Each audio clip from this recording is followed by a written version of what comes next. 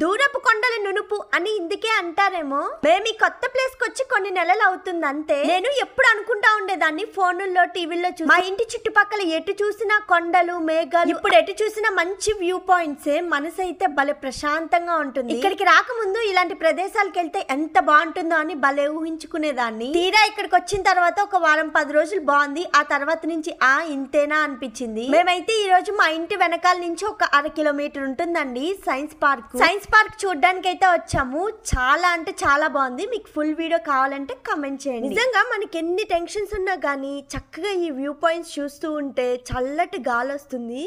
Automatic గా mind అయితే relax అయిపోతుందండి. నేను ఇక్కడ ఎక్కడైనా బయటికి వెళ్తే చాలు, ఎక్కడైనా తెలుగులు కనిపిస్తే బాగుండాలి. లక్కీగా నాకైతే ఇక్కడ 2 తెలుగు ఫ్యామిలీలు కనిపించాయి. నాకైతే ప్రాణం లేసి వచ్చినట్టు అనిపించింది. ఎంత హ్యాపీగా అనిపించిందో. వాళ్ళైతే శ్రీకాకుళం అంట. మరి వీడియో నచ్చితే లైక్ చేసి సబ్స్క్రైబ్ చేసుకోండి.